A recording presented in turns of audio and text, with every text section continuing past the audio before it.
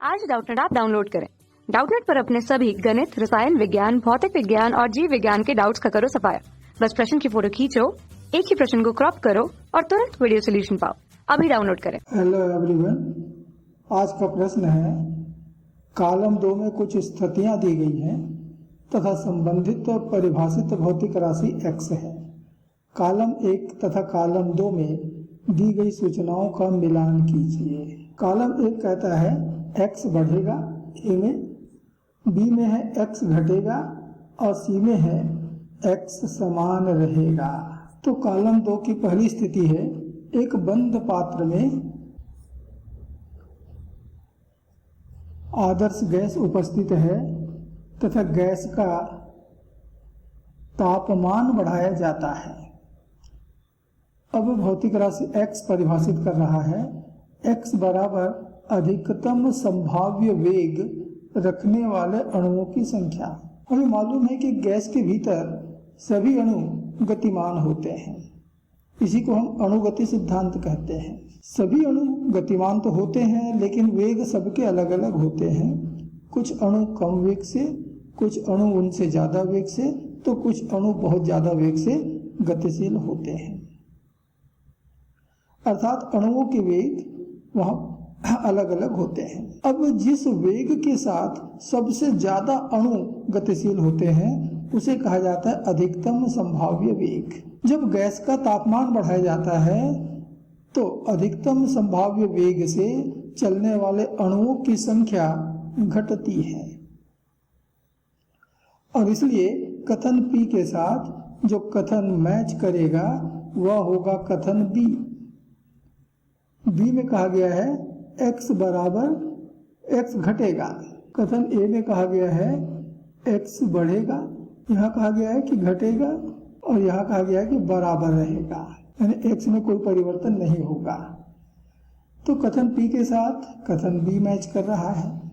कथन Q कहता है यदि द्रव्यमान लंबाई तथा समय की विमा को दुगना कर दिया जाए तो, अब यहाँ x परिभाषित कर रहा है गुरुत्वाकर्षण नियतांक का संख्यात्मक मान। तो द्रव्यमान, लंबाई और समय तीनों की विमाओं को हम दोगुना कर रहे हैं। अर्थात जैसे भी वर्तमान में द्रव्यमान का मात्रक 1 किलोग्राम है उसको बढ़ा के 2 किलोग्राम कर देंगे। लंबाई का 1 मीटर है उसे बढ़ा के 2 मीटर कर देंगे। इस तरह से सबके मान को दोगुना कर दिया गया है। तो g के मान में क्या परिवर्तन होगा ये हमको बतलाना है। बढ़ेगा, घटेगा कि नियत रहेगा। हमें मालूम है कि g का विमीय सूत्र होता है m का घात ऋण 1, l का घात 3, t का घात ऋण 2।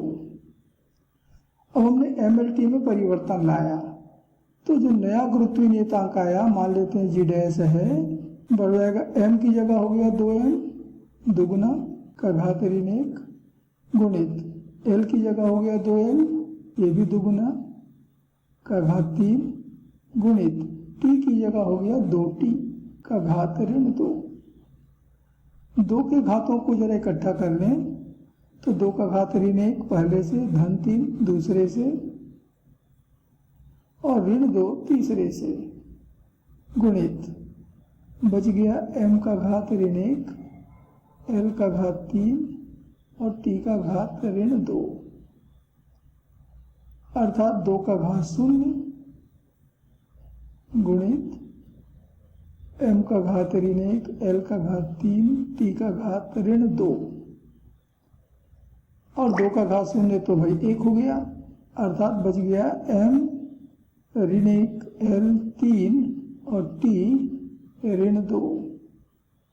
और ये तो भाई अपना g के बराबर है, यानी जो नया g डैश होगा वो प्रारंभिक g के बराबर होगा, अर्थात कोई परिवर्तन नहीं, x समान रहेगा। अर्थात इसके साथ जो कथन मैच कर रहा है वह है कथन C। तो Q के साथ मैच करने वाला कथन हो गया C। अब हम कथन R पे आते हैं। तो कथन R कहता है एक बिंब अवतल दर्पण के मुख्य अक्ष के अनुदिश फोकस से ध्रुव की तरफ नियत चाल से गति करता है। जब बिंब चलता है तो प्रतिबिंब की चाल यानी x यहाँ पर प्रतिबिंब की चाल है। हमें मालूम है कि दर्पण का सूत्र 1/v धन 1/u बराबर होता है 1/f। सबके बारे में आपको मालूम है, u वस्तु की दूरी, v प्रतिबिंब की दूरी, f फोकस दूरी। हम इसे अवकलन कर दें t के सापेक्ष, समय के सापेक्ष, तो मिलेगा ऋण 1/v का वर्ग dv/dt, ऋण इसी तरह से इसका हो जाएगा 1/u का वर्ग du/dt, और f तो एक नियतांक है इसलिए अवकलन हो गया 0। अब dv/dt यानी प्रतिबिंब की दूरी में परिवर्तन की दर, तो प्रतिबिंब की दूरी में समय के सापेक्ष परिवर्तन की दर अर्थात प्रतिबिंब का वेग, ये हो गया v प्रतिबिंब। और इसी तरह से du/dt समय के साथ वस्तु की दूरी में परिवर्तन की दर, तो ये हो गया वस्तु का वेग अर्थात बिंब का वेग। ये मान ऊपर सूत्र में रखने पर आपको मिलेगा v प्रतिबिंब बराबर ऋण v/u। तो ऊपर सूत्र में ये मान रख दें तो हमको मिल रहा है v प्रतिबिंब बराबर ऋण v/u गुणित v बिंब, अर्थात प्रतिबिंब का वेग अनुपात v/u पे निर्भर करेगा। अब यहाँ पर u को कम कर रहा है, u घट रहा है, वस्तु या बिंब दर्पण की ओर जा रहा है तो u में कमी आ रही है, तो उसके कारण v/u में क्या होगा, क्या परिवर्तन होगा, ये आपको मालूम करना है। तो इसके लिए आपको दो छोटी छोटी गणनाएं करनी है।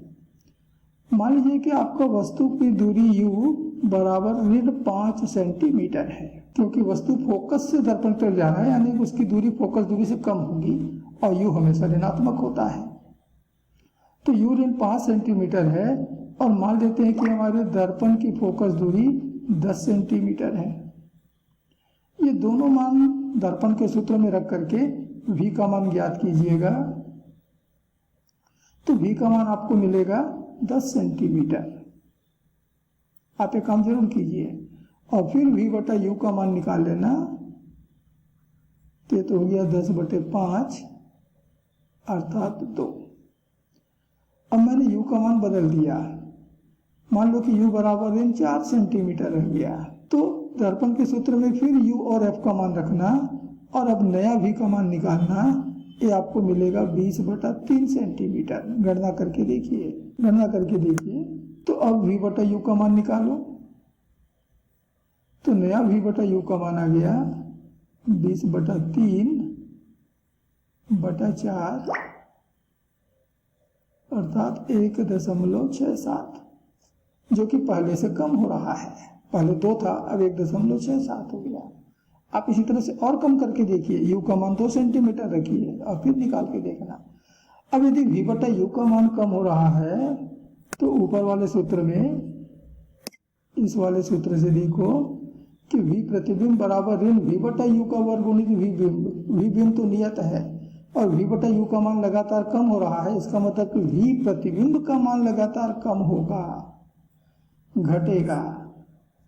तो इस कथन के साथ जो कथन मैच कर रहा है वह घटेगा बी में आ रहा है, तो आर के साथ भी कथन बी मैच किया।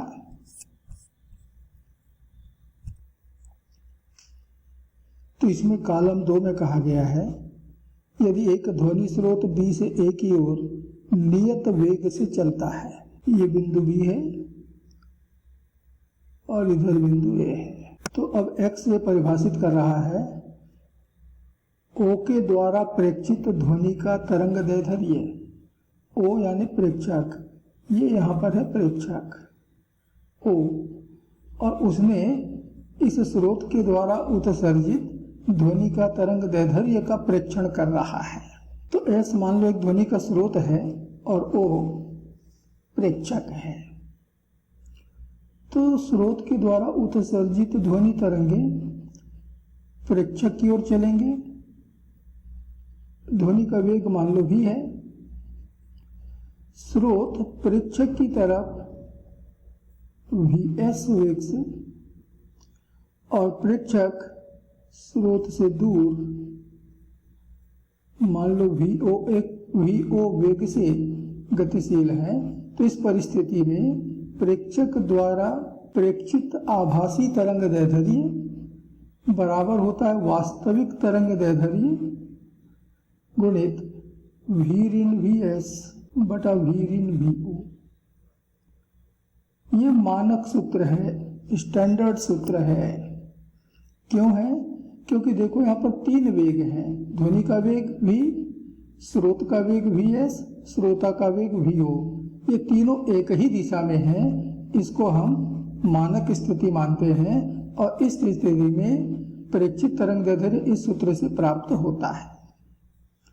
अब मान लीजिए किसी स्थिति में कोई स्थिर है, श्रोता स्थिर है तो vo की जगह 0 रख दोगे, स्रोत स्थिर है तो vs की जगह 0 रख दोगे, या श्रोता और स्रोत में से कोई विपरीत दिशा में चल रहा है, यानी उसका चलने का वेग ध्वनि के वेग के विपरीत दिशा में है। याद रखना कि ध्वनि का वेग हमेशा स्रोत से श्रोता की ओर ही लिया जाता है, S से O की ओर होता है। अब VO या VS में से कोई इसका विपरीत है तो उसके सामने का चिन्ह बदल दोगे, यानी ऋण की जगह धन कर दोगे। तो इस प्रकार आप किसी भी परिस्थिति में प्रेक्षित तरंग दैर्ध्य और वास्तविक तरंग दैर्ध्य में संबंध ज्ञात कर सकते हो, उसके लिए सूत्र बना सकते हो। तो हमारे इस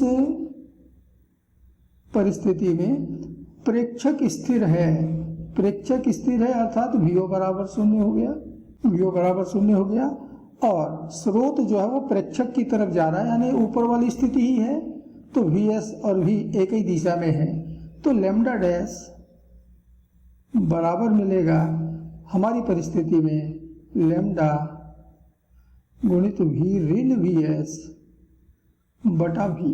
अब देखो अंश छोटा है और हर बड़ा है, अंश छोटा है, V में VS घट गया और हर बड़ा है, इसका मतलब ये हुआ कि लैम्डा डैश छोटा मिलेगा लैम्डा से, अर्थात श्रोता के द्वारा प्रेक्षित तरंग दैर्ध्य वास्तविक तरंग दैर्ध्य से छोटा मिलेगा, कम मिलेगा, घटा हुआ मिलेगा। अर्थात x के मान में कमी आई, और x के मान में कमी आई अर्थात इस परिस्थिति के लिए भी कॉलम 1 का कथन B ही सही है। तो S के साथ जो संबंध हो रहा है, मैच हो रहा है, वो फिर से B है। तो 3 कथन B से और 1 कथन C से मैच किया, अर्थात कथन A से कोई भी कथन यहाँ पर मैच नहीं कर रहा है, और इसलिए उत्तर मिल रहा है कि कथन A से मैच करता हुआ कॉलम 2 में कोई कथन नहीं है, कथन B से मैच करता हुआ यहाँ पर P है, R है और S है, और कथन C के साथ मैच करता हुआ इधर कथन एकमात्र कथन Q है। ये इस प्रश्न का उत्तर होगा। धन्यवाद। कक्षा 6वीं से 12वीं से लेकर नीट, IIT, JEE वो एडवांस के लेवल तक 1 करोड़ से ज्यादा छात्रों का भरोसा। आज ही डाउनलोड करें डाउटनेट ऐप या व्हाट्सएप करें अपने सारे डाउट्स 8400 400 400 पर।